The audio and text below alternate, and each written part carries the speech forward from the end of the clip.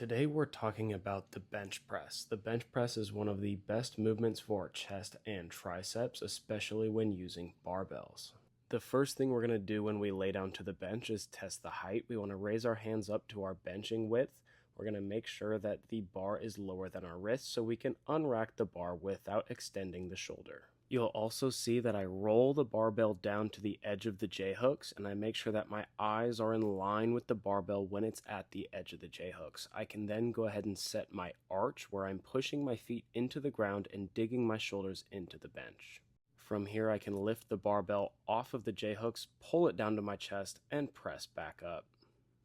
The reason we make sure the bar is not too high is so we can safely re-rack the barbell. Watch as I slam the barbell into the center of said J-hooks, and then we return the bar safely.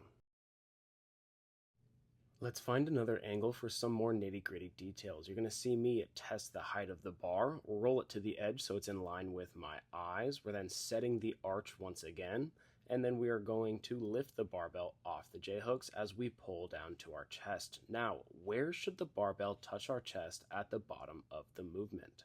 Typically, you're going to want to feel with your hands where your ribs connect and then find about 1 inch to 1.5 inches above that spot. We're going to have the barbell land anywhere in between those two markers. Now that we're adding some weight, we're going to add in more challenges. So you're going to see me roll that bar to the edge. I'm going to set my arch. I'm pushing my feet into the ground so the weight is distributed between my feet and my shoulders. My glutes are just barely touching the bench and I'm digging those shoulders into the bench. Now, go ahead and take a look at my forearms at the bottom of the movement. I'm trying to keep them as vertical as possible, which I'm going to go over in the next clip. A lot of people ask, where should my hands be on the barbell? More close together, wider, it doesn't matter as long as the forearms are vertical at the bottom. You'll see here if I take a more narrow grip, I'm still doing the whole bench setup, but my elbows are going to be a little closer to my body, so they're still vertical at the bottom. When we switch over to a wider grip, now I will note this is a pretty dramatic wide grip, but I still want to show you so you can understand. We're going to still have our forearms be vertical, just means the elbows have to be farther away from the body, and you see the forearms are still vertical when the bar touches my chest. As long as I can safely re-rack, it's all good.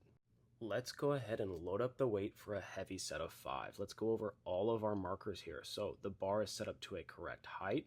It's in line with my eyes. I just set my arch, pushing my feet into the floor. The barbell is touching just above where my ribs connect. My forearms are as vertical as possible at the bottom, and I'm lifting with a lot of explosive force. You can see that last one starts to slow down, and I'm going to go ahead and re-rack it by slamming it into the rack and setting the barbell down. Now let's review that clip one more time just to add a couple pieces. Notice how my glutes stay touching the bench the entire time. Alright, while there's not much weight on the glutes at all, they never come off the bench.